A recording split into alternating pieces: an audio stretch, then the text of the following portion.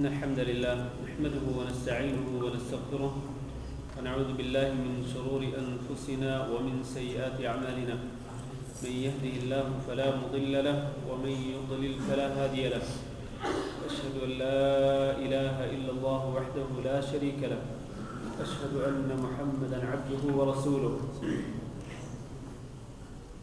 اللهم صل على محمد وعلى آل محمد كما صليت على إبراهيم وعلى آل إبراهيم إنك حميد مجيد اللهم بارك على محمد وعلى آل محمد كما باركت على إبراهيم وعلى آل إبراهيم إنك حميد مجيد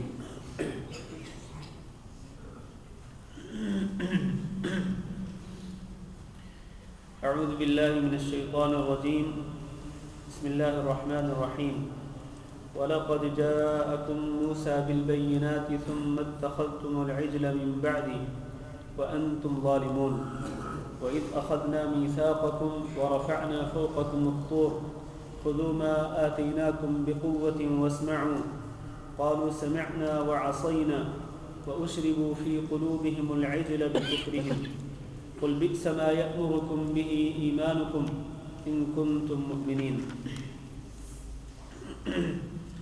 قل إن كانت لكم الدار الآخرة عند الله خالصة من دون الناس فتمنوا الموت إن كنتم صادقين ولن يتمنوه أبدا بما قدمت أيديهم والله عليم بالظالمين ولتجدنهم أحرص الناس على حياة ومن الذين أشركوا يود أحدهم لو يعمر 1000 سنة وما هو بمزحزحه من العذاب أن يعمر والله بصير بما يعملون قل من كان عدوا لجبريل فإنه نزله على قلبك بإذن الله مصدقا لما بين يديه وهدى وبشرى للمؤمنين من كان عدوا لله وملائكته ورسله وجبريل وميكال فإن الله عدو للكافرين وَلَقَدْ أَنزَلْنَا إِلَيْكَ آيَاتٍ بَيِّنَاتٍ وَمَا يَكْفُرُ بِهَا إِلَّا الْفَاسِقُونَ أَوَكُلَّمَا عَاهَدُوا عَهْدًا نَبَذَهُ فَرِيقٌ مِّنْهُمْ بَلْ أَكْثَرُهُمْ لَا يُؤْمِنُونَ وَلَمَّا جَاءَهُمْ رَسُولٌ مِّنْ عِندِ اللَّهِ مُصَدِّقٌ لِّمَا مَعَهُمْ نَبَذَ فَرِيقٌ مِّنَ الَّذِينَ أُوتُوا الْكِتَابَ كِتَابَ اللَّهِ وَرَاءَ ظُهُورِهِمْ كأنهم لا يعلمون.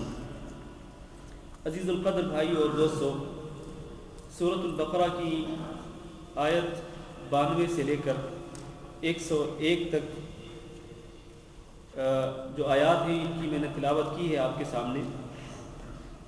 ان آیات میں اللہ رب العزت نے کلام کا وہی تسلسل جاری رکھا ہے جو اس سے پہلے تھا اور جس کا تعلق بنو اسرائیل کے ساتھ تھا. اللہ رب العزت فرماتے ہیں، اور سب سے پہلے میں ایک تنبیہ کرنا چاہتا ہوں. ابھی مجھے امام صاحب نے بتلایا ہے کہ خواتین کے پورشن میں مصلی النساء میں خواتین یا ان کے ساتھ جو بچے آتے ہیں وہ صفائی کا خیال نہیں کرتے. کئی چیزیں پڑی ہوتی ہیں ان کے جانے کے بعد، مثلا ٹیشو ہیں، ٹیشو پیپرز، اسی طرح چپس کے جو ٹوٹے پھوٹے جو ٹکڑے ہوتے ہیں وہ پڑے ہوتے ہیں، یا جوس گرا ہوتا ہے کسی جگہ پہ، تو صفائی نہیں ہوتی ہے اور گندگی ہوتی ہے. تو امام صاحب نے کہا ہے کہ آپ ہماری ماؤں بہنوں کو تنبیہ کریں. تو میں اپنی ماؤں بہنوں کو تنبیہ کرنا چاہتا ہوں کہ اللہ کا گھر ہے اور اللہ کے گھر کی صفائی کا خیال رکھنا نہایت لازم ہے، بہت ہی ضروری ہے. سب کے لیے، مرد ہوں یا عورتیں ہوں یا بچے ہوں، سب کے لیے لازم ہے کہ وہ اللہ کے گھر کی صفائی کا خیال رکھیں. لہذا وہ بچے جو کہ مسجد میں آ کر سمجھانے کے باوجود بھی مسجد کی صفائی کا خیال نہ رکھتے ہوں تو ایسے بچوں کو مسجد میں نہیں لانا چاہیے. بعض بچے اس قسم کے ہوتے ہیں کہ وہ شرارتوں سے باز نہیں آتے ہیں اور ماؤں کو پتہ ہوتا ہے کہ ہمارے بچے باز نہیں آنے والے، تو اس طرح کے بچے جو ہیں ان کو مسجد میں نہیں لانا چاہیے اور ان کی تربیت کرنی چاہیے، ان کو سمجھانا چاہیے کہ مسجد میں جائیں تو مسجد کی صفائی کا بھرپور خیال رکھیں. تو اس لیے میں امید رکھتا ہوں اپنی ماؤں بہنوں سے کہ آئندہ انشاءاللہ وہ اس کا خیال رکھیں گی اور آئندہ مسجد والوں کو اس کی شکایت کا موقع نہیں ملے گا. اللہ رب العزت ارشاد فرماتے ہیں وَلَقَدْ جَاءَكُم مُوسَىٰ بِالْبَيِّنَاتِ ثُمَّ اتَّخَذْتُمُ الْعِجْلَ مِن بَعْدِهِ وَأَنْتُمْ ظَالِمُونَ۔ تمہارے پاس آئے موسیٰ علیہ السلام بالبینات، واضح نشانیوں کے ساتھ، یعنی حضرت موسیٰ علیہ السلام تمہارے پاس واضح نشانیاں لے کر کے آئے، اور اللہ رب العزت کے کئی معجزے، اللہ کی طرف سے کئی معجزے لے کر کے آئے۔ تو ثم اتخذتم العجل من بعدی، پھر اس کے بعد تم نے بچڑے کو اپنا معبود بنا لیا، وانتم ظالمون، اور تم تو ہو ہی ظالم قوم۔ معنی یہ ہے کہ جب حضرت موسیٰ علیہ السلام کے ذریعے اللہ تعالیٰ کی واضح آیات تمہارے تک پہنچ گئی تھی اور کئی معجزے بھی آپ نے اپنی آنکھوں سے دیکھ لیے تھے، تو پھر ہونا یہ چاہیے تھا کہ تمہارے ایمان میں اضافہ ہوتا، تم اللہ رب العزت پر اور اللہ کے نبی حضرت موسیٰ علیہ السلام پر پختہ ایمان لاتے، اور تم اپنے عمل صالح کے ساتھ یہ ثابت کرتے کہ تم واقعتاً اللہ اور اللہ کے رسول کے حکام کو ماننے والے ہو۔ لیکن ہوا کیا، اس قدر واضح معجزے آنے کے باوجود، اس قدر واضح نشانیاں آنے کے باوجود، ثم اتخذتم العجل من بعدی، پھر بھی تم نے بچڑے کو معبود بنا لیا۔ وہ کب؟ من بعدہ، موسیٰ علیہ السلام کے جانے کے بعد، جب ان کو کوہ طور پر بلایا گیا تھا 40 راتوں کے لیے، تو جب وہ چلے گئے تو پیچھے تم نے کیا کیا؟ پیچھے تم نے بچڑے کو معبود بنا لیا، یعنی اللہ رب العزت کی الوہیت اور اللہ رب العزت کے معبود برحق ہونے کا ہی انکار کر ڈالا۔ یعنی اس سے زیادہ ظلم کیا ہو سکتا ہے؟ اس لیے اللہ نے فرمایا وَأَنْتُمْ ظَالِمُونَ، تم ہو ہی ظالم قوم۔ اس سے بڑا ظلم کیا ہو سکتا ہے کہ تم نے اللہ کی طرف سے واضح نشانیاں دیکھ لی تھی، اور اللہ رب العزت نے جو معجزے دیے تھے حضرت موسیٰ علیہ السلام کو، وہ تم نے اپنی آنکھوں سے ان کا مشاہدہ کر لیا۔ اللہ نے کتنے معجزے دیے، اللہ تعالیٰ نے عصا کا معجزہ دیا، ید بیضاء کا معجزہ دیا، اسی طرح اللہ تعالیٰ نے من و سلویٰ کو اتارا انہی بنو اسرائیل پر، اللہ تعالیٰ نے سمندر کو خشک کر کے بنو اسرائیل کو نجات دی، اور فرعون اور اس کے لشکر کو اللہ تعالیٰ نے غرق آب کیا۔ اسی طرح اللہ تعالیٰ نے ایک چٹان سے 12 چشمے جاری کر دیے۔ کس قدر اللہ تعالیٰ نے نعمتیں دی، کتنے بڑے بڑے معجزوں سے نوازا، اور یہ سارے معجزے ایسے تھے کہ جن کا تم نے اپنی آنکھوں سے مشاہدہ کیا تھا۔ ہونا یہ چاہیے تھا کہ تم اللہ رب العزت پر سچا ایمان لاتے، موسیٰ علیہ السلام کی شریعت پر ایمان لاتے، اور اللہ کے رسول کے احکام پر عمل کرتے، لیکن تم نے اس کے بالکل برعکس جو طرز عمل اختیار کیا وہ یہ کہ ثم اتخذتم العجل من بعدی، اللہ کی الوہیت کا ہی انکار کر ڈالا، اور اللہ کے ساتھ تم نے شریک بناتے ہوئے بچڑے کو معبود بنا لیا اور بچڑے کی پوجا شروع کر دی۔ وَأَنْتُمْ ظَالِمُونَ، تم ہو ہی ظالم۔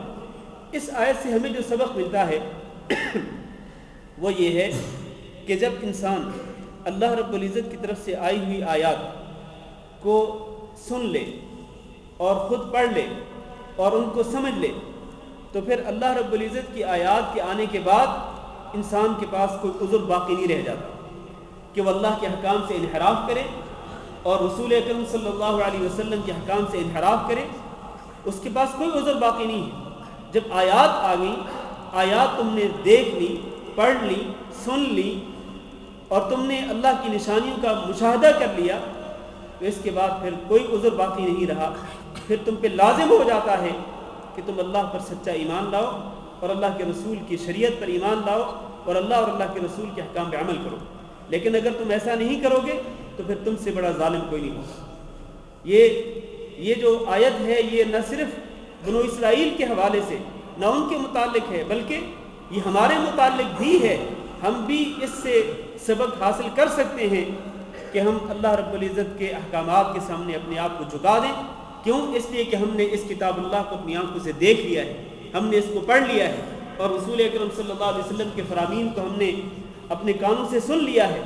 تو پھر ہمیں ان تمام احکامات کے سامنے اپنے آپ کو جھکا دینا چاہیے اور شریعت الہیہ کے سامنے سر تسلیم خم کرنا چاہیے۔ پھر ہمارے پاس کوئی عذر باقی نہیں رہ جاتا کہ ہم انحراف کریں، اللہ اور اللہ کے رسول کے احکامات کو چھوڑ دیں۔ اس کے بعد اللہ تعالیٰ فرماتے ہیں وَإِذْ أَخَذْنَا مِيثَاقَكُمْ، یاد کرو وہ وقت جب ہم نے تم سے میثاق لیا۔ أَخَذْنَا مِيثَاقَكُمْ، ہم نے تم سے میثاق لیا، پختہ عہد لیا اور پکا وعدہ تم سے لے لیا. کس طرح وعدہ لیا ہم نے؟ وَرَفَعْنَا فَوْقَكُمُ الطُّورَ، ہم نے تمہارے اوپر طور پہاڑ کو بلند کر دیا. اور اس طرح کی آیت پہلے بھی گزر چکی ہے، اور میں بتا چکا ہوں سورۃ الاعراف کے حوالے سے کہ اس میں اللہ تعالیٰ نے ارشاد فرمایا کہ وَإِذْ نَتَقْنَا الْجَبَلَ فَوْقَهُمْ كَأَنَّهُ ظُلَّةٌ وَظَنُّوا أَنَّهُ وَاقِعٌ بِهِمْ، کہ ہم نے طور پہاڑ کو ان کے سروں کے اوپر اس طرح لا دیا کہ جیسے ایک سائبان ہو، ایک چھتری ہو، چھتری کی طرح وہ پہاڑ جو ہے وہ ان کے سروں کے بالکل اوپر آ گیا. پھر اللہ تعالیٰ نے کیا فرمایا؟ خُذُوا مَا آتَيْنَاكُمْ بِقُوَّةٍ، ہم نے تمہیں کہا اے بنو اسرائیل کہ تم اس چیز کو مضبوطی سے پکڑ لو جو ہم تمہیں دے رہے ہیں، یعنی وہ تورات جو ہم تمہیں دے رہے ہیں اس تورات پر عمل کرو، اس کو مضبوطی سے تھام لو، اس کو دستور حیات بناؤ. واسمعوا، اور سنو، یعنی اللہ تعالیٰ جو حکم دے رہا ہے اس کو سنو. یہ نہیں کہ اللہ تعالیٰ کے حکم کو سن کر انسنی کر دو، نہیں، اچھی طرح سنو اور اس کو اپنے دلوں میں بٹھاؤ اور اس پر عمل کرو. قالوا سمعنا وعصینا، اللہ تعالیٰ فرماتے ہیں انہوں نے کہا. اب ذرا تصور کریں، یہ جو پہلا حصہ ہے اس آیت کا، اس میں ہے وَإِذْ أَخَذْنَا مِيثَاقَكُمْ وَرَفَعْنَا فَوْقَكُمُ الطُّورَ اور خُذُوا مَا آتَيْنَاكُمْ بِقُوَّةٍ وَاسْمَعُوا. یہ جو الفاظ ہیں، یہ جو صیغے ہیں، ان میں اللہ تعالیٰ خطاب کر رہا ہے ان کو جو آپ کے سامنے ہیں، جو موجودہ حضرات ہیں. ہم نے تم سے میثاق لیا، ہم نے تمہارے سروں کے اوپر طور پہاڑ جو ہے بلند کر دیا، اور ہم نے تمہیں کہا کہ تم پکڑو اس چیز کو جو ہم تم کو دے رہے ہیں، اور ہم نے تمہیں کہا کہ تم اس کو سنو جو ہم حکم جاری کرنے والے ہیں. یہ خطاب ہے سامنے موجود لوگوں کو. اس کے بعد اللہ فرماتے ہیں قالو، انہوں نے کہا. اللہ نے یہ نہیں کہا قل تم نے یوں کہا. خطاب تو سامنے جو موجود لوگ ہیں ان کو ہو رہا ہے، لیکن اللہ فرماتے ہیں قالو، انہوں نے کہا، قل تم نہیں کہا. اس کی وجہ کیا ہے؟ اس کی وجہ یہ ہے کہ جو اس کتاب کے نازل ہونے کے وقت جو بنو اسرائیل تھے، اس کتاب کے نازل ہونے کے وقت، اور یہ صورت مدنی ہے، مدینہ منورہ میں جو یہودی تھے، بنو اسرائیل تھے، انہوں نے یہ نہیں کہا تھا کہ سمعنا وعصینا، کہ ہم نے سن لیا اور ہم نے نافرمانی کی، بلکہ ان کے آباء و اجداد نے کہا تھا. کن آباء و اجداد نے؟ جو کہ تورات کے نازل ہونے کے وقت موجود تھے. تو اللہ تعالیٰ ان کے بارے میں کہہ رہا ہے کہ تمہارے آباء و اجداد نے کہا کہ سمعنا، ہم نے سن لیا. اللہ تو نے حکم دیا ہے کہ سنو، تو انہوں نے جواب دیا ہم نے سن لیا، لیکن ساتھ ہی کیا کہا؟ وعصینا، سنا اور نافرمانی کی. یعنی ان کی ضد اور ان کی ہٹ درمی اور ان کے ظلم کی انتہا دیکھیے کہ جب اللہ نے کہا کہ سنو، اللہ کے حکام کو اچھی طرح سے سن کر ذہن نشین کر لو اور ان پہ عمل کرو، انہوں نے فوراً یہ کہا کہ سمعنا، ہم نے سن لیا، لیکن وعصینا، ہم نے نافرمانی کی. یعنی کھلا انکار کر دیا. جیسے ایک شخص کسی کو کہے کہ آپ اس طرح کریں، وہ کہتے ہیں میں نہیں کرتا ہوں، آپ نے جو کرنا ہے کر لو. یہ بالکل اسی طرح بنو اسرائیل نے گویا اللہ رب العزت کو یوں کہا کہ ہم نے نہیں ماننی آپ کی بات، ہم نے نہیں ماننا آپ کے احکامات کو، آپ نے جو کرنا ہے کر لیں. سمعنا وعصینا، اور یہ انہوں نے کیوں کہا تھا؟ اس قدر ضد اور ہٹ درمی کا مظاہرہ انہوں نے کیوں کیا؟ اللہ نے اس کی وجہ بیان فرما دی.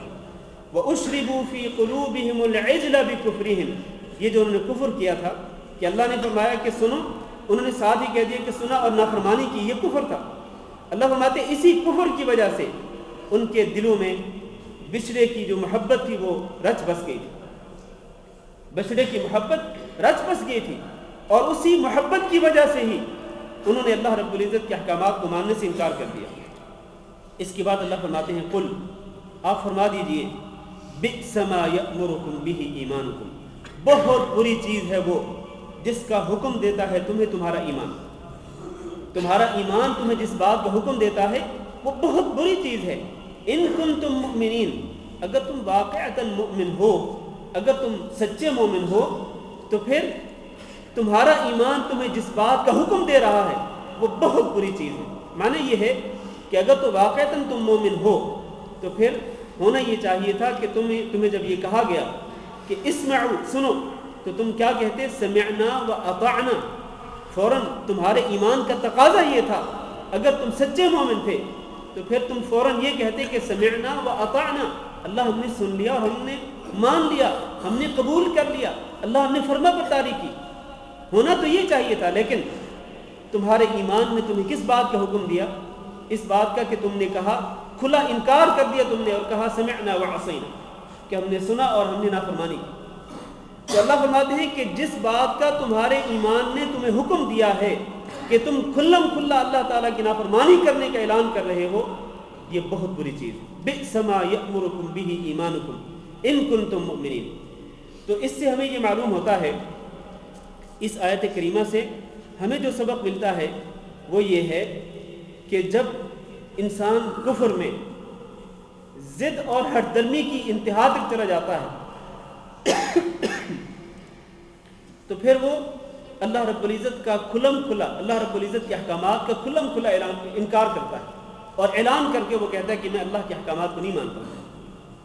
یہ کب ہوتا ہے؟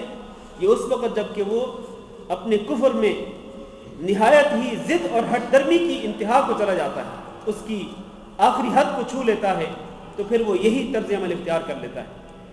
تو اور ایسا طرز عمل آج کئی مسلمانوں میں سے کئی لوگ کرتے ہیں. مسلمانوں میں سے ایسا طرز عمل کئی لوگ کرتے ہیں جب ان کو کہا جاتا ہے کہ قرآن مجید میں اللہ تعالیٰ نے یوں ارشاد فرمایا یا نبی کریم صلی اللہ علیہ وسلم نے یوں ارشاد فرمایا، وہ کہتے ہیں ہم نہیں مانتے، صاف انکار کر دیتے ہیں. اور یہ بڑی جسارت، دیدہ دلیری کے ساتھ، اور اس سے بڑا کفر کوئی نہیں ہو سکتا ہے کہ جب آپ کو اللہ اور اللہ کے رسول کی کوئی بات بتائی جائے اور آپ صاف طور پر کہہ دیں میں نہیں مانتا. اس کا معنی یہ ہے کہ آپ کفر کر رہے ہیں، آپ کے اندر ایمان نہیں ہے. اگر آپ ایمان کا دعویٰ کرتے ہیں اور ایمان آپ کو اس بات پہ مجبور کر رہا ہے کہ آپ اللہ کے احکامات کو ماننے سے کھلا انکار کر دیں، تو یہ نہایت ہی بری چیز ہے. جس طرح اللہ نے فرمایا کہ بئس ما یأمرکم بہ ایمانکم، جس بات کا ایمان تمہیں حکم دیتا ہے تمہارا ایمان، تو یہ بہت بری چیز ہے. لہذا انسان کو اس ضد اور ہٹ درمی کی انتہا تک نہیں جانا چاہیے، بلکہ جب اس کو یہ کہا جائے کہ اللہ تعالیٰ کا یہ حکم ہے، وہ کہے سمعنا و اطعنا، سمعت و اطعت، جی میں نے سن لیا اور میں نے مان لیا. اگر اللہ کے رسول صلی اللہ علیہ وسلم کی کوئی بات بتلائی جائے، آپ کو کوئی ارشاد گرامی اس کو سنایا جائے اور آپ صلی اللہ علیہ وسلم کی کوئی سنت اس تک پہنچائی جائے، تو وہ فوراً کہے ہاں میں نے اپنے آپ کو جھکا دیا، یہ سر آنکھوں پر، میں اس پر عمل کرنے کے لیے تیار ہوں، میں قبول کرتا ہوں. لیکن ہیرو حجت کرنا اور اس سے جان چھڑانے کی کوشش کرنا، راہ فرار اختیار کرنا، یہ یقیناً کسی مسلمان کے شایع نشان نہیں ہے. یہ بنو اسرائیل جیسے کفار کی شایع نشان تو ہو سکتا ہے یہ عمل، ورنہ کسی سچے مومن کے شایع نشان نہیں ہو سکتا ہے. لہذا اس طرح کا طرز عمل اختیار نہیں کرنا چاہیے. اس کے بعد اللہ تعالیٰ فرماتے ہیں قل ان كانت لكم الدار الآخرة عند الله خالصة من دون الناس، آپ کہہ دیجئے ان كانت لكم الدار الآخرة، اگر آخرت کا گھر تمہارے لیے ہے، عند اللہ، اللہ کے ہاں، خالصتاً من دون الناس، لوگوں کو چھوڑ کر خالصتاً وہ آخرت کا گھر تمہارے لیے ہی ہے جس طرح کہ تم دعویٰ کرتے ہو، تو پھر کیا کرو؟ فتمنوا الموت، پھر موت کی تمنا کرو. ان کنتم صادقین، اگر تم واقعتاً سچے ہو، اگر تمہارا یہ دعویٰ بالکل سچا ہے کہ قیامت کے دن جنت جو ہے وہ صرف ہمارے لیے ہے، خالصتاً ہمیں ہی ملے گی اور کسی کو نہیں ملے گی، جس طرح کہ ان کا دعویٰ تھا، کہتے تھے کہ قالت الیہود والنصارى نحن ابناء اللہ، یہود و نصارہ کیا کہتے تھے کہ ہم اللہ کے بیٹے ہیں، واحباؤہ، اور ہم اللہ کے محبوب ہیں. اور آج بھی جو یہودی ہیں وہ یہی کہتے ہیں کہ ہم اللہ تعالیٰ کی پسندیدہ مخلوق ہیں، اور جو باقی ہیں ہمارے علاوہ، یہودیوں کے علاوہ، وہ سارے کے سارے جانوروں کی حیثیت رکھتے ہیں. اس لیے وہ لوگ ہم مسلمانوں کو جانوروں کی طرح تصور کرتے ہیں، اور یہ ان کی کتابوں میں لکھا ہوا ہے، یہ ان کی کتابوں میں لکھا ہوا ہے. یہ پہلے قدیم جو یہودی تھے ان کی بات بھی تھی، اور آج کے یہودیوں کی بھی یہی بات ہے اور ان کا یہی دعویٰ ہے. چنانچہ اپنے اس دعوے کی بنا پر وہ یہ کہتے ہیں کہ قیامت کے دن جنت کا گھر جو ہے وہ تو ہمیں ہی ملے گا. اور ان میں سے بات یہ بھی کہتے تھے کہ اگر ہمیں جہنم میں ڈالا بھی گیا تو ایام معدودہ، چند گنتی کے دن، کہ جتنے دن ہم نے بچڑے کی پوجا کی اتنے ہی دن ہمیں جہنم میں ڈالا جائے گا، اس کے بعد نکال کر کے جنت میں بھیج دیا جائے گا، اور یہ جنت صرف ہمیں ہی ملنی ہے، ہمارے علاوہ کسی کو نہیں ملنی. اللہ تعالیٰ نے ان کے اس دعوے کا رد کیا کیا؟ اللہ فرماتے ہیں اگر واقعتاً تم یہ سمجھتے ہو کہ قیامت کے دن جنت کا گھر تمہیں ہی ملے گا، تو پھر جلدی تمنا کرو موت کی کہ موت تمہارے اوپر آئے اور تم سیدھے جنت میں چلے جاؤ۔ یعنی یہ بالکل عقلی بات ہے، یہ اس کو انسان کی عقل تسلیم کرتی ہے کہ اگر واقعتاً اسی طرح ہے تو پھر مرنے کی خواہش کرو، فوراً مرو اور چلے جاؤ جنت کے اندر۔ اللہ تعالیٰ فرماتے ہیں وَلَن يَتَمَنَّوْهُ أَبَدًا وَلَن يَتَمَنَّوْهُ أَبَدًا، وہ کبھی بھی اس موت کی تمنا نہیں کریں گے، کبھی بھی اس موت کی تمنا نہیں کریں گے۔ کیوں؟ وجہ کیا ہے؟ بِمَا قَدَّمَتْ أَيْدِيهِمْ، انہوں نے جو کچھ آگے بھیجا ہے، ان کے جو اپنے کرتوت ہیں، جو ان کے اعمال سیئہ ہیں، جو ان کی بدعہدی ہے، ان کی جو اللہ تعالیٰ کے ساتھ عہد شکنی ہے اور بے وفائی ہے، اس کی وجہ سے لن يتمنوه ابدا، یہ موت کی تمنا کبھی نہیں کریں گے۔ اللہ فرماتے ہیں واللہ علیم بالظالمین، اللہ تعالیٰ ظالموں کو خوب جانتا ہے، ظالموں کو اللہ تعالیٰ خوب جانتا ہے۔ اللہ کو بڑا علم ہے کہ ظالم کون ہے، اور تم واقعتاً ظالم ہو کہ تم اللہ رب العزت کے احکامات سے انحراف بھی کرتے ہو، بدعہدی بھی کرتے ہو، اور اللہ کے ساتھ بے وفائی بھی کرتے ہو۔ اس کے باوجود تمہارا دعویٰ کیا ہے کہ تم اللہ تعالیٰ کے محبوب، اللہ کے بیٹے تک کہتے ہو، حالانکہ اللہ تعالیٰ تو بیٹوں سے پاک ہے، لہذا تم سے بڑا ظالم کوئی نہیں، اور اللہ تعالیٰ تم جیسے ظالموں کو خوب جانتا ہے۔ اس کے بعد اللہ تعالیٰ فرماتے ہیں وَلَتَجِدَنَّهُمْ أَحْرَصَ النَّاسِ عَلَى حَيَاةٍ وَمِنَ الَّذِينَ أَشْرَكُوا، توجہ سے سنتے رہیں۔ وَلَتَجِدَنَّهُمْ، پہلے اللہ تعالیٰ نے نفی کر دی کہ یہ کبھی بھی موت کی تمنا نہیں کریں گے، ان کو دنیا کی زندگی سے محبت کس قدر زیادہ ہے۔ اللہ فرماتے ہیں وَلَتَجِدَنَّهُمْ، اور آپ ضرور بالضرور ان کو پائیں گے۔ لَتَجِدَنَّهُمْ میں دو تاکیدیں، ایک لام ہے اور دوسرا نون مشدد ہے، کہ یقینی طور پر آپ ضرور بالضرور آپ ان کو پائیں گے۔ احرص الناس علی حیاء، کہ لوگوں میں سب سے زیادہ زندگی کے، زندہ رہنے کے خواہش مند یہی یہودی ہوں گے، حتیٰ کہ اس قدر زندہ رہنے کے خواہش مند ہوں گے کہ وَمِنَ الَّذِينَ أَشْرَكُوا، مشرکین سے بھی زیادہ، مشرکین سے بھی زیادہ زندہ رہنے کے خواہش مند ہوں گے۔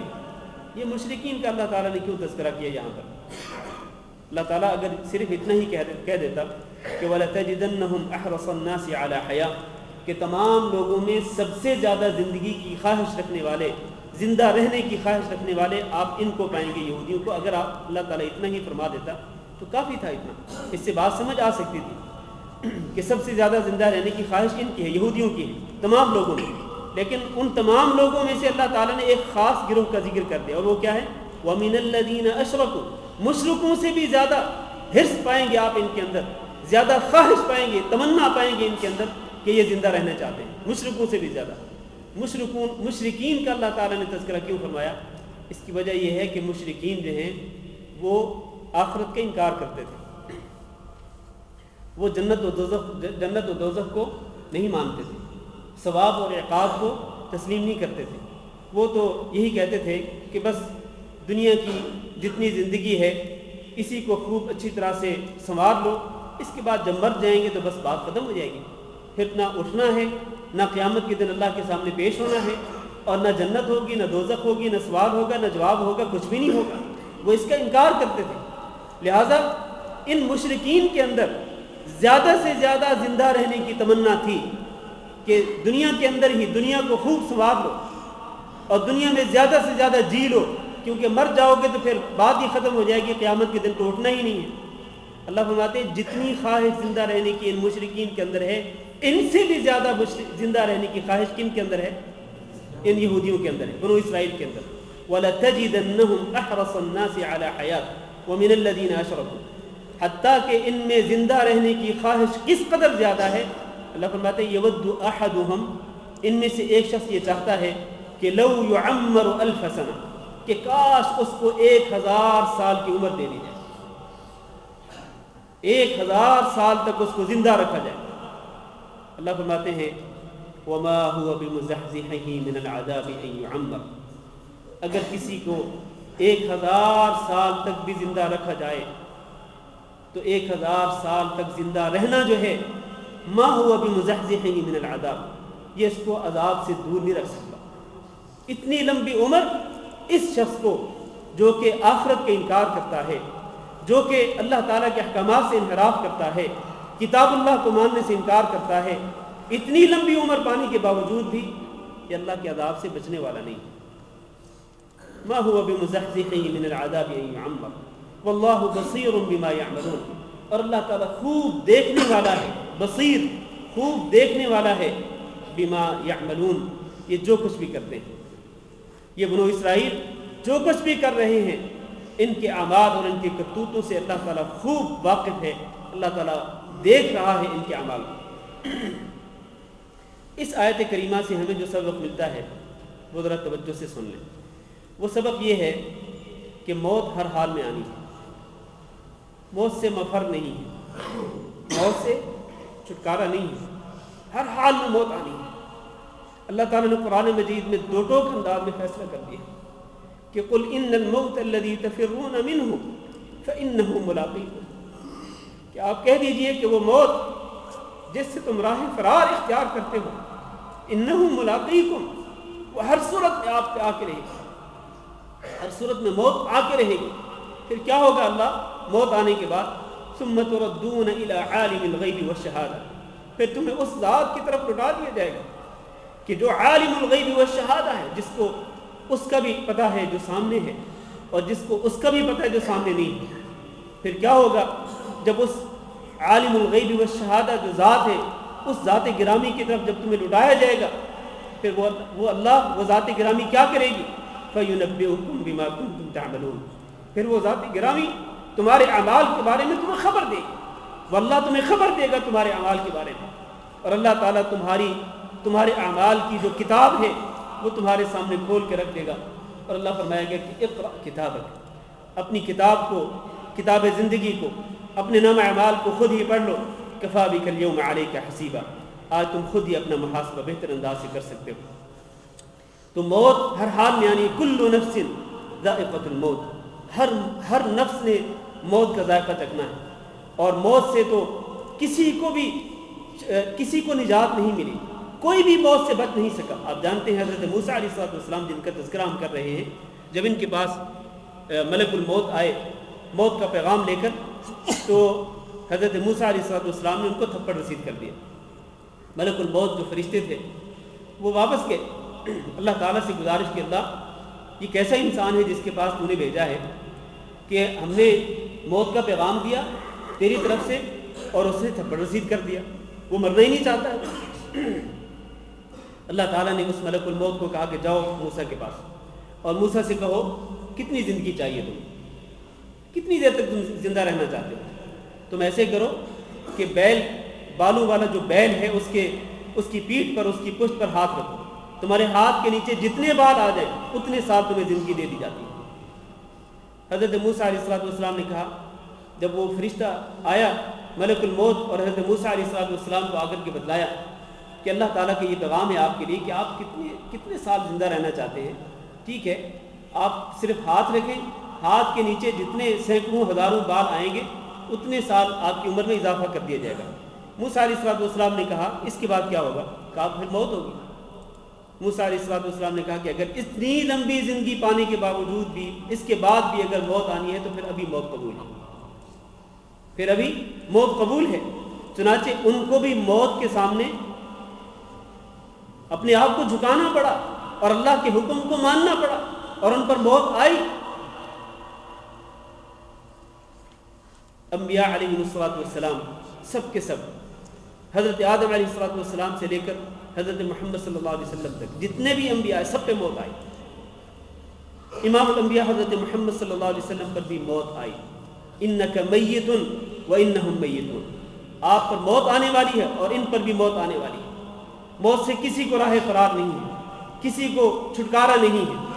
نبی کریم صلی اللہ علیہ وسلم پر موت آئی، اور ہم نے پچھلے درس حدیث میں آپ صلی اللہ علیہ وسلم کی موت کا حال مختصر طور پر بیان کیا تھا کہ آپ موت کے وقت بالکل آخری لمحات کے اندر آپ صلی اللہ علیہ وسلم نے جب عبد الرحمن بن ابی بکر کے ہاتھ میں مسواک دیکھا تو آپ نے اپنی نظروں کو اوپر اٹھایا۔ حضرت عائشہ رضی اللہ تعالیٰ نے سمجھ گئیں، انہوں نے اپنے بھائی سے مسواک لی اور آپ نے اس مسواک کو چبایا، اس کو صاف کیا اچھی طرح سے نرم کر کے، نبی صلی اللہ علیہ وسلم کی خدمت میں پیش کیا.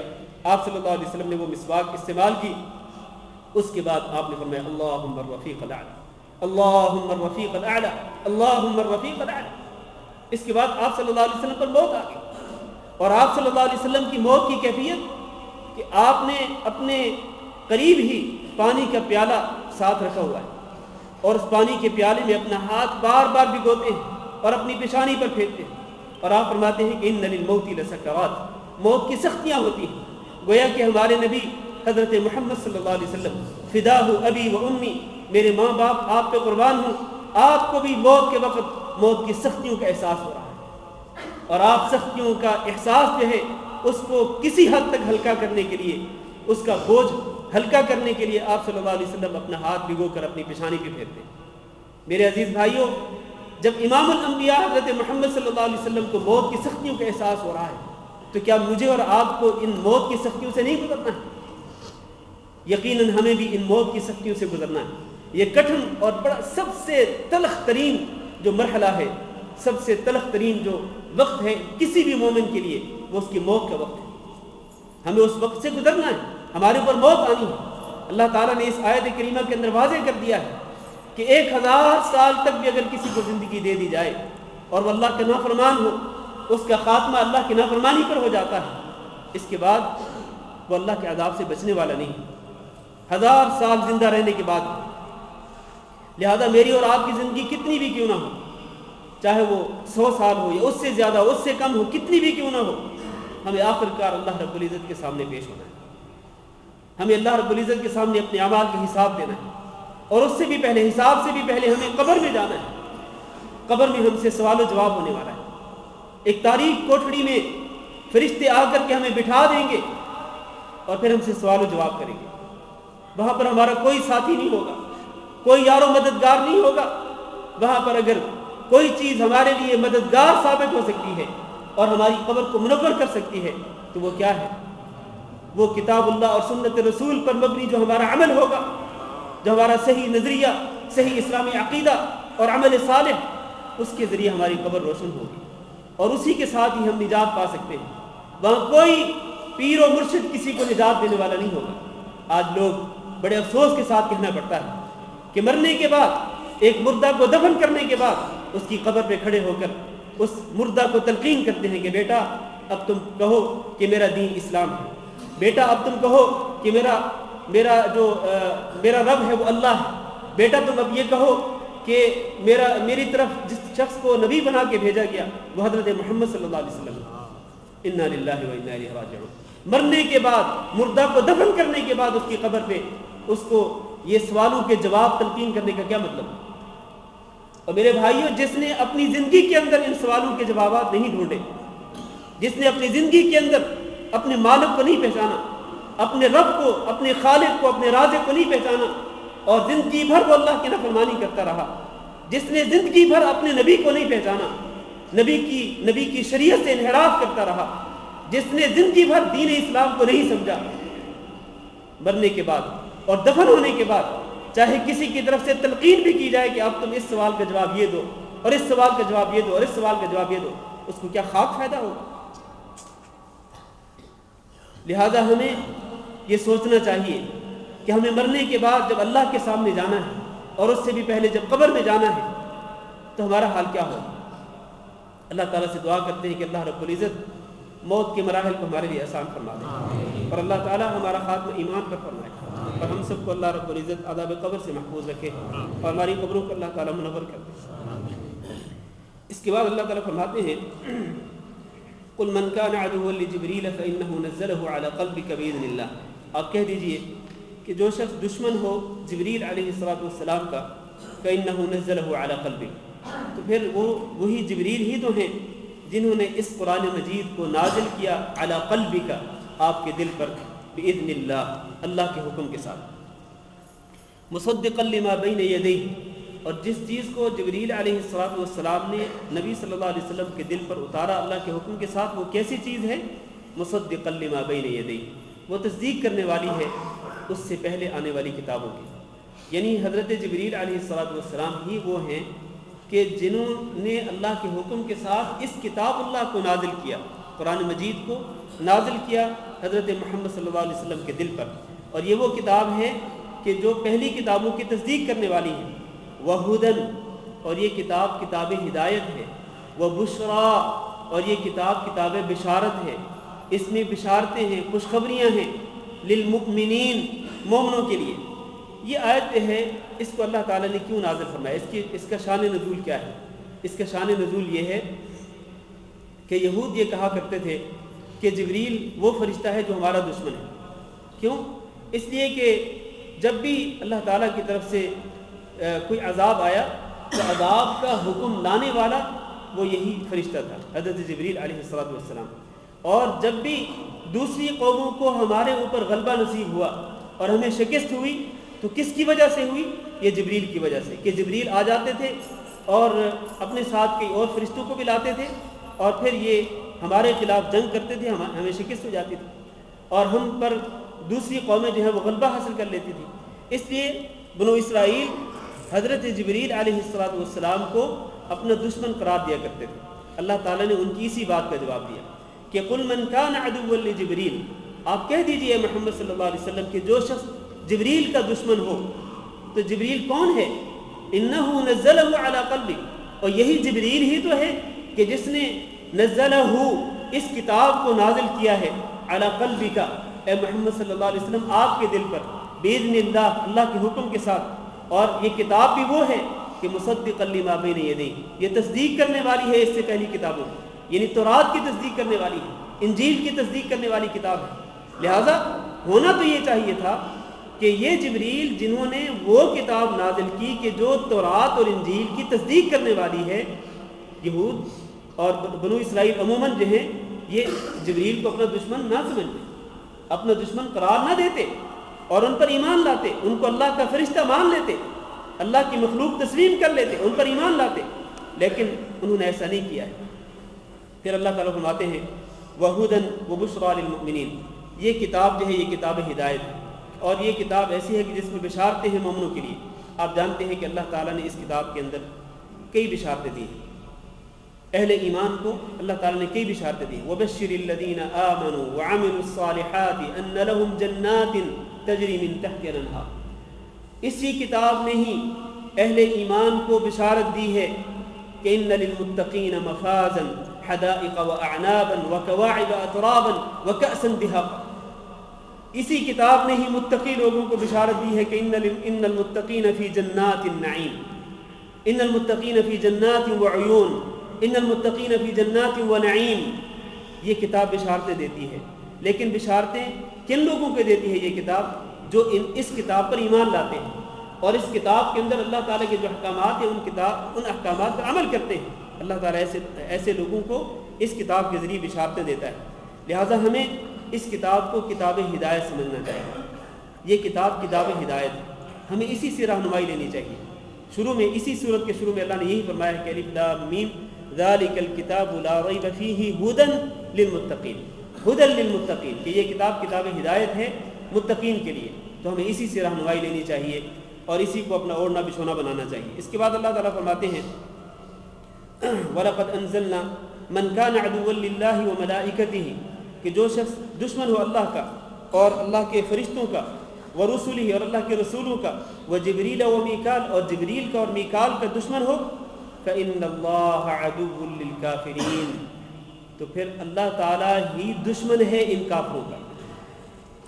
اللہ تعالیٰ بھی دشمن ہے ان کافروں کا، کہ جو کافر اللہ تعالیٰ کے دشمن ہیں، اللہ کے فرشتوں کے دشمن ہیں، اللہ کے رسولوں کے دشمن ہیں، جبریل اور میکائیل کے دشمن ہیں، تو اللہ تعالیٰ فرماتے ہیں کہ ان کافروں کا خود اللہ دشمن ہے۔ مطلب یہ ہے کہ ان کافروں کو کیا ملنے والا ہے؟ جو اللہ کے ساتھ دشمنی مول لیتے ہیں اور اللہ کے فرشتوں کو اور اللہ کے رسولوں کو اپنا دشمن سمجھتے ہیں، جبرائیل اور میکائیل کو اپنا دشمن سمجھتے ہیں، تو یہ دشمنی تو ان کے لیے بہت خطرناک ہے کہ اسی دشمنی کی وجہ سے اللہ تعالیٰ ان کا دشمن ہو گیا ہے۔ اور جس کا اللہ دشمن ہو جائے، کیا اس کی نجات اور اس کے بچنے کی کوئی امید رکھی جا سکتی ہے؟ ہرگز نہیں، اس کے بچنے کی کوئی امید نہیں۔ اللہ ہی جس کا دشمن ہو گیا تو پھر اس کے لیے کوئی عزت نہیں ہے، دنیا کے اندر اس کے لیے کوئی عزت نہیں، اس کے لیے ذلت و خواری ہے اور قیامت کے دن اللہ رب العزت کا عذاب۔ اس کے بعد اللہ فرماتے ہیں وَلَقَدْ أَنزَلْنَا إِلَيْكَ آيَاتٍ بَيِّنَاتٍ، ہم نے یقینی طور پر آپ کی طرف واضح آیات نازل کی۔ وَمَا يَكْفُرُ بِهَا، اور ان آیات کا انکار نہیں کرتا ہے إِلَّا الْفَاسِقُونَ، مگر وہی لوگ انکار کرتے ہیں جو فاسق فاجر ہیں، جو اللہ تعالیٰ کے احکامات کو ماننے سے انکار کرتے ہیں، فاسق فاجر ہیں، گناہ گار ہیں، گناہوں میں لت پت ہیں، اور اللہ تعالیٰ سے وہ اپنے گناہوں پر معافی نہیں مانگتے ہیں، توبہ بھی نہیں کرتے ہیں۔ تو ایسے ہی لوگ جو ہیں وہ اللہ تعالیٰ کی آیات کا انکار کرتے ہیں۔ یہ گویا کہ آیات الہی کا انکار کرنا یہ کس کا عمل ہے؟ یہ فاسقوں اور فاجروں کا عمل ہے۔ یہ کسی سچے مومن کو زیب نہیں دیتا یہ عمل۔ کسی ایمان والے کو یہ بات اس کی شایان شان نہیں ہے کہ وہ اللہ تعالیٰ کی آیات کا انکار کر دے۔ اس کے بعد اللہ تعالیٰ فرماتے ہیں أَوَكُلَّمَا عَاهَدُوا عَهْدًا، کیا جب کبھی ان لوگوں نے عہد کیا کوئی بھی عہد، نَبَذَهُ فَرِيقٌ مِّنْهُمْ، تو انہی میں سے ایک فریق نے اس عہد کو توڑ ڈالا، اس کو پھینک دیا۔ بل اکثرهم لا يؤمنون، بلکہ ان میں سے اکثر لوگ جو ہیں یہود و نصارہ میں سے اکثر لوگ ایمان والے ہیں ہی نہیں۔ آخری آیت پڑھ لیتے ہیں، اس کے بعد آج کا درس ختم کرتے ہیں۔ وَلَمَّا جَاءَهُمْ رَسُولٌ مِّنْ عِندِ اللَّهِ، جب کبھی ان کے پاس آیا رسول من عند اللہ، اللہ تعالیٰ کی طرف سے، مصدق لما معهم، اور وہ تصدیق کرتا تھا، وہ رسول لما معهم، جو کچھ ان کے پاس ہے اس کی تصدیق کرتا تھا۔ اور یہاں رسول سے مراد حضرت محمد صلی اللہ علیہ وسلم ہے کہ آپ صلی اللہ علیہ وسلم جب ان کے پاس آئے اللہ کی طرف سے اور ان کی کتاب تورات کی تصدیق کر رہے تھے، تو نبذ فریق من الذین اوتوا الکتاب، تو اہل کتاب میں سے ہی ایک فریق نے کتاب اللہ کی کتاب کو پس پشت ڈال دیا، وراء ظہورہم، اپنی پیٹھوں کے پیچھے ڈال دیا۔ انہی لوگوں میں سے ہی، یہود و نصارہ میں سے ہی کچھ لوگوں نے، ایک فریق نے اللہ کی کتاب کو اپنے پس پشت ڈال دیا، یعنی اس کی کوئی پرواہ نہیں کی ہے، حالانکہ وہ یہ جانتے تھے کہ یہ حضرت محمد صلی اللہ علیہ وسلم اللہ کے رسول ہیں۔ تورات اور انجیل میں وہ آپ صلی اللہ علیہ وسلم کی صفات پڑھ چکے تھے، آپ کا تعارف ان کو ہو چکا تھا، آپ کی نشانیاں وہ دیکھ چکے تھے اور اپنی آنکھوں سے مشاہدہ کر چکے تھے کہ واقعتاً یہ محمد صلی اللہ علیہ وسلم نبی آخر الزمان ہے، اور ان پر یہ اترنے والی جو کتاب ہے یہ کتاب برحق ہے، کتاب ہدایت ہے، اللہ تعالیٰ کی سچی کتاب ہے۔ لیکن اس کے باوجود بھی اللہ فرماتے ہیں نبذ فریق من الذین اوتوا الکتاب کتاب اللہ وراء ظہورہم، ان لوگوں نے اللہ کی کتاب کو اپنی پیٹھوں کے پیچھے پھینک دیا، پس پشت ڈال دیا، اور اس طرح ڈال دیا پس پشت کہ کأنہم لا یعلمون، گویا کہ وہ اس کتاب کو جانتے ہی نہیں، گویا کہ وہ اس کتاب کو جانتے بھی نہیں، حالانکہ وہ جانتے تھے، لیکن پس پشت اس طرح ڈال دیا کہ گویا کہ وہ اس کتاب کو جانتے ہی نہیں۔ میرے عزیز بھائیوں، یہ تو طرز عمل تھا یہود و نصارہ کا، اہل کتاب کا، کہ انہوں نے اللہ رب العزت کی کتاب کو پس پشت ڈال دیا۔ لیکن آج افسوس سے کہنا پڑتا ہے کہ آج ہمارے مسلمان بھائیوں نے بھی اللہ کی کتاب کو پس پشت ڈال دیا ہوا ہے۔ اللہ کی کتاب کو لپیٹ کر، بند کر کے، اس کو خوبصورت غلاف میں بند کر کے، لپیٹ کر کے اس کو الماریوں کی زینت بنا دیا۔ اس کتاب اللہ کو پڑھنے کی زحمت نہیں کرتے، اس کتاب اللہ کو سمجھنے کی زحمت نہیں کرتے، ورنہ کیا وجہ ہے کہ اللہ تعالیٰ نے قرآن مجید کے اندر واضح احکامات دیے ہیں، توحید کے متعلق، شرک سے بچنے کے متعلق، نماز کے متعلق، روزے کے متعلق، حج اور زکوٰۃ کے متعلق، والدین سے اچھا سلوک کرنے کے متعلق، سودی لین دین سے بچنے کے متعلق، جوئے سے بچنے کے متعلق، شراب نوشی سے بچنے کے متعلق، زنا سے بچنے کے متعلق، اور اپنے عہد کا پاس کرنے کے متعلق، جھوٹ سے بچنے کے متعلق، خیانت سے بچنے کے متعلق، رشوت سے بچنے کے متعلق۔ المہم یہ ہے کہ دین کے احکامات اللہ تعالیٰ نے کھول کر کے بیان کر دیے اس کتاب کے اندر، لیکن آج مسلمان ان تمام احکامات سے یا ان میں سے کئی احکامات سے انحراف کرتے ہیں، دیدہ دانستہ پتہ بھی ہے کہ یہ ان احکام پہ عمل کرنا ہے اور یہ کام نہیں کرنے ہیں، لیکن جان بوجھ کر اللہ کے احکامات سے انحراف کرتے ہیں۔ کیا یہ اللہ کی کتاب کو پس پشت ڈالنے کے مترادف نہیں ہے؟ آپ کیا کہتے ہیں؟ یقیناً یہ بھی اللہ کی کتاب کو پس پشت ڈالنے کے مترادف ہے کہ اللہ کے احکامات سے انحراف کیا جائے۔ ان لوگوں نے تو کھلم کھلا ہی انکار کر دیا تھا نا، اور انہوں نے کہا تھا کہ سمعنا وعصینا، کہ ہم نے سن لیا اللہ کی کتاب کو اور ہم نے نافرمانی کی، کھلم کھلا اللہ کے خلاف اعلان جنگ کر دیا تھا۔ لیکن آج مسلمان کھلم کھلا تو اعلان جنگ نہیں کرتے ہیں، وہ کہتے ہیں کہ ہم اس کتاب کو مانتے ہیں، کہتے ہیں ہم اللہ کو مانتے ہیں، کہتے ہیں ہم رسول کو مانتے ہیں، لیکن اللہ نے اس کتاب کے اندر جو احکامات ذکر کیے ہیں وہ ان احکامات سے انحراف کرتے ہیں۔ تو گویا عمل کے لحاظ سے یہ آج کے مسلمان ان کے مشابہ ہیں، عمل کے لحاظ سے، عقیدے کے لحاظ سے ہو سکتا ہے نہ ہوں، لیکن عمل کے لحاظ عملی طور پر یہ بھی ایسے ہی ہیں جیسے کہ ان لوگوں نے کتاب اللہ کو پس پش ڈال دیا تھا۔ اللہ تعالیٰ سے دعا کرتے ہیں کہ اللہ مجھے اور آپ کو اور تمام مسلمانوں کو اس سچی کتاب کی طرف لوٹنے کی توفیق دے۔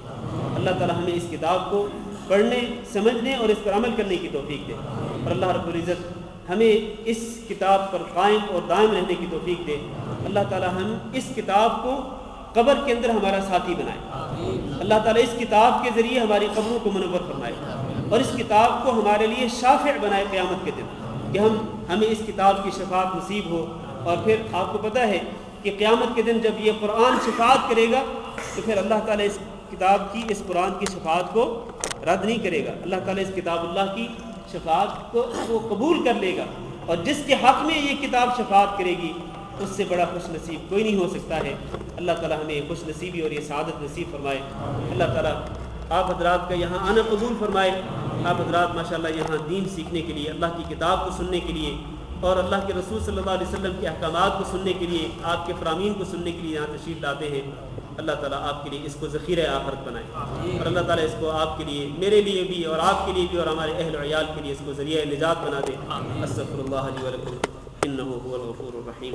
کسی بھائی کا کوئی سوال ہو تو کر سکتے ہیں۔ میں ایک وضاحت کر دوں، میں نے آج خطبہ جمعہ کے بعد اعلان کیا تھا کہ آج ہم وہ آیت پڑھیں گے جس میں جادو کے متعلق احکامات کا ذکر کیا گیا ہے، لیکن ہم اس آیت تک ابھی پہنچے ہیں، یعنی اب اس کے بعد جو آیت ہے وہ وہی آیت ہے جس میں جادو کے متعلق احکامات ہیں۔ چونکہ وقت زیادہ ہو گیا تھا تو اس لیے میں نے یہاں پر رکنا مناسب سمجھا۔ انشاءاللہ آئندہ جو ہمارا درس ہوگا اس میں وہ آیت ہم بیان کریں گے، اس کی تفسیر بیان کریں گے جس میں جادو کے متعلق بیان کیا گیا ہے کہ جادو کی حقیقت کیا ہے، جادو کا علاج کیا ہونا چاہیے، جادو کا جو دفاع کس طرح سے ہونا چاہیے، یہ ساری چیزیں انشاءاللہ ہم آئندہ درس میں بیان کریں گے۔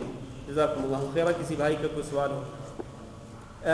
ایک اہم اعلان یہ ہے کہ انشاءاللہ 10 فروری کو ہمارا کیمپ کا ایک پروگرام ہو رہا ہے جو ہر سال ہم کرتے ہیں فروری کے مہینے میں۔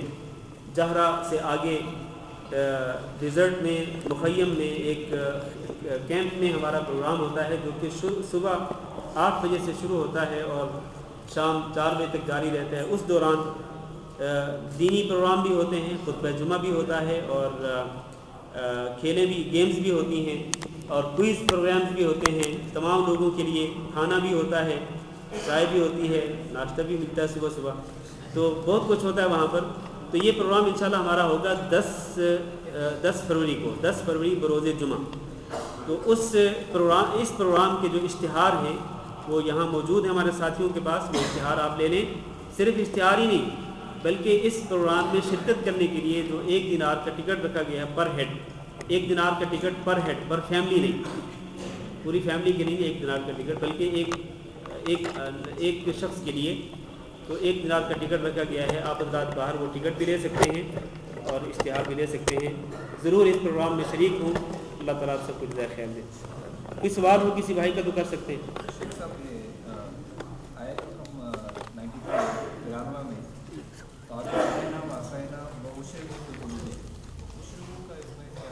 اشربو، یہ اشربو کا جو لفظ ہے یہ شراب سے ہے۔ شراب کا معنی ہوتا ہے پینا۔ اشربو، ان کو پلا دیا گیا تھا، فی قلوبہم، ان کے دلوں میں کیا پلا دیا گیا تھا؟ العجل، بچڑے کی محبت کو ان کے دلوں کے اندر ڈال دیا گیا تھا۔ اگرچہ اس کا لفظی معنی پلانا ہے، پینا اور پلانا، لیکن اس کا مفہوم یہی ہے کہ ان کے دلوں کے اندر بچڑے کی محبت کو ڈال دیا گیا تھا، اور ان کے دلوں کے اندر بچڑے کی محبت رچ بس گئی تھی۔ بہت بری طرح سے ان کے اندر یہ محبت رچ بس چکی تھی، جس کی وجہ سے انہوں نے انکار کیا، اور جس کی وجہ سے انہوں نے یہ کہا کہ سمعنا وعصینا، کہ ہم نے سنا اور ہم نے انکار کر دیا۔ ہاں جی، کسی اور بھائی کی کوئی سوال؟ فرشتے ہیں۔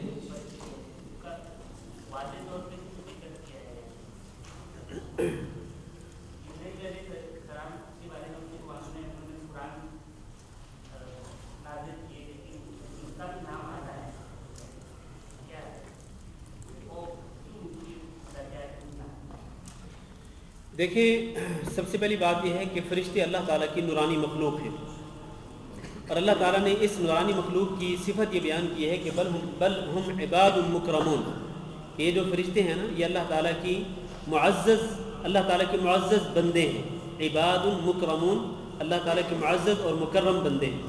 اور اللہ نے یہ بھی ارشاد فرمایا کہ لا یعصون اللہ ما امرهم، کہ اللہ تعالیٰ ان کو جو حکم دیتا ہے یہ اس کی نافرمانی نہیں کرتے، ویفعلون ما یؤمرون، اور ان کو جو حکم دیا جاتا ہے تو یہ اسی طرح سے کرتے ہیں۔ تو اس کا معنی یہ ہے کہ جبریل علیہ السلام ہوں یا میکائیل علیہ السلام ہوں یا اسرافیل علیہ السلام ہوں، یہ تین فرشتے ایسے ہیں کہ جن کا نام ہمیں معلوم ہے، ٹھیک ہے۔ اس کے علاوہ جو اسرائیل کا نام لیا جاتا ہے، یعنی وہ فرشتہ جو کہ انسان کی روح کو قبض کرتا ہے، اس کا نام اسرائیل لیا جاتا ہے۔ حالانکہ اسرائیل کا جو نام ہے یہ کتاب اللہ میں اور سنت رسول میں اس کا نام ذکر نہیں کیا گیا ہے، ملک الموت کہا گیا اس کو، ملک الموت، موت والا فرشتہ۔ تو اس کا نام جو ذکر کیا جاتا ہے اسرائیل، یہ بالکل غلط ہے، اس کا کوئی ثبوت نہیں۔ تو وہ فرشتے جن کا نام لیا گیا ان میں سے دو حضرت جبریل معروف ہیں، جن کے ذریعے اللہ تعالیٰ اپنی وحی نازل کرتا تھا تمام انبیاء پر، اور انہی میں سے ایک حضرت میکائیل علیہ السلام، جن کے ذمے اللہ تعالیٰ نے کیا لگا رکھا ہے، ان کے ذمے کیا کام ہے؟ بارش۔ یہ جو موسمی حالات ہوتے ہیں، موسمی حالات میں جو تبدیلی ہوتی ہے، بادلوں کو کسی جگہ پہ لے کے جانا، برسانا، اور یہ جو گرج چمک ہوتی ہے، یہ ساری چیزیں جو ہیں یہ اللہ تعالیٰ نے اس فرشتے کے ذمے لگا رکھی ہیں، جو کہ اللہ کے حکم کے ساتھ ہیں۔ جہاں اللہ حکم دیتا ہے وہاں بارش نازل کرتا ہے یہ فرشتہ، اور جہاں اللہ تعالیٰ حکم دیتا ہے تو وہاں سے اللہ تعالیٰ یہ فرشتہ جو ہے وہ بادلوں کو ہانک کر کے کوڑا مار کے لے کے جاتا ہے۔ کوڑا مارنے کی فرشتہ جب کوڑا مارتا ہے بادلوں پر تو اسی سے پھر گرج کی آواز نکلتی ہے، اسی سے گرجدار آواز جو ہم سنتے ہیں۔ تو یہ اللہ تعالیٰ کے حکام کا پابند ہے۔ خلاصہ یہ ہے کہ آپ کا جو سوال کہ میکائیل کو اللہ تعالیٰ نے یہاں پر کیوں ذکر کیا، اللہ تعالیٰ نے حالانکہ اسی آیت کے اندر ملائکت ہی بھی کہا ہے، فرشتوں کا ذکر کیا، تو فرشتوں کے اندر سارے فرشتے آتے ہیں، لیکن خصوصی طور پر بعض اوقات اللہ تعالیٰ عمومی طور پر بھی ایک مخلوق کا تذکرہ کر دیتے ہیں، اور اسی مخلوق میں سے بعض خاص چیزوں کا بھی اللہ تعالیٰ تذکرہ کر دیتا ہے۔ تو خصوصی چونکہ ایک مقام اور ایک مرتبہ اور ایک فضیلت حاصل ہے حضرت جبریل کو بھی، اور اسی طرح حضرت میکائیل علیہ السلام کو بھی، تو اس لیے ان کی خصوصیت کی بنا پر اللہ تعالیٰ نے ان کا خاص طور پر تذکرہ کر دیا۔ ہاں جی، آخری سوال لے لیتے ہیں اور پھر اس کے بعد ختم۔